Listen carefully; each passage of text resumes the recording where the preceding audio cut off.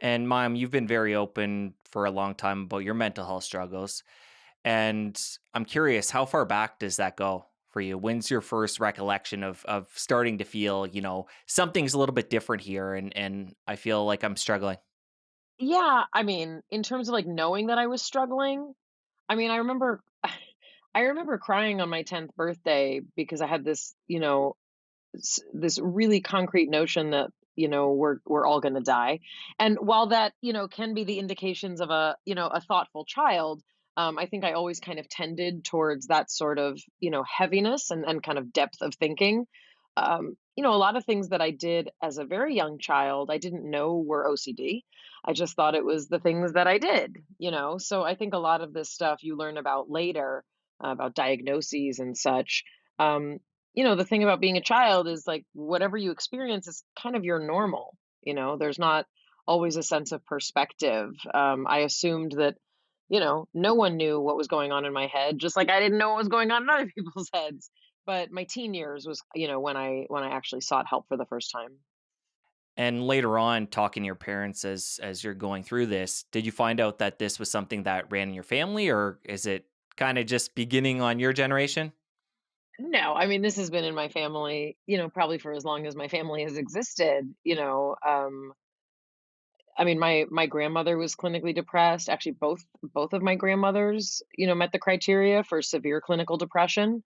Um, my dad's father was a very complicated. I mean, really, like all my grandparents had stuff, and many of us do. But suicide has touched my family more than twice.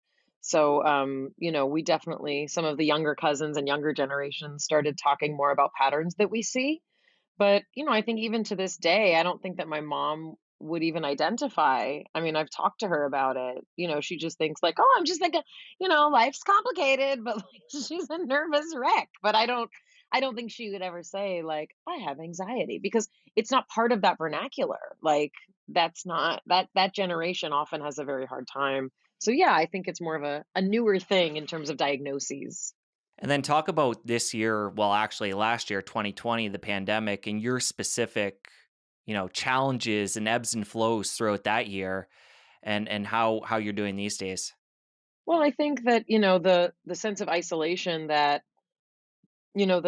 this year brought to many of us, even for those of us who are introverts, it's been alarming. It's been very startling to not have the kind of stimulation, even to get out and be able to say, oh, I need to go back home now. Like, this is too much. So I think the lack of kind of choice in being able to choose when and where you take your introvert self, I think has been hard for introverts. For extroverts, I know that, and which I'm not one, I just figured I'd give them a shout out. I've heard people say like, "I just miss people. I just miss hugging people." And I'm like, "What's that like?" Um, so, for me, there's a lot about being home a lot that has been really pleasant and has felt really calming for my nervous system. My world's gotten smaller in a lot of ways, and my social calendar is essentially empty except for my children and visiting my mom in her backyard once a week. So it's been there's a loneliness to it, but also life slowed down a lot, and I guess for that I'm trying to find that silver lining. But my anxiety has been off the charts, both because of the anticipatory, anxiety just from a global pandemic.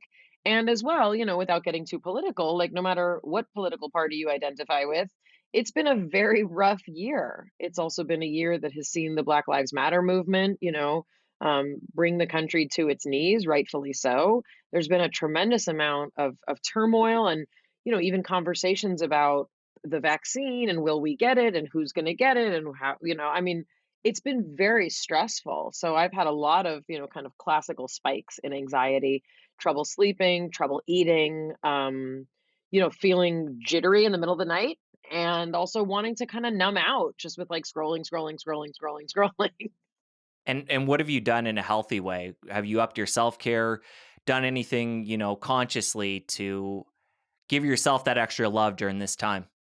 Yeah, I mean, honestly, like kind of giving myself a break and, reminding myself I don't need to also prepare the perfect meal, every night when I have my kids. So kind of relieving some of that general pressure right now has been helpful. I've taken a deep dive back into puzzles because that's a really good thing for my brain and my hands. It keeps my mind, occupied instead of kind of spinning out. I do have some women that I mentor, and so our friendship and kind of fellowship has gotten really strong this year. Um, yeah, those are kind of the biggies. Trying to get into nature as much as I can.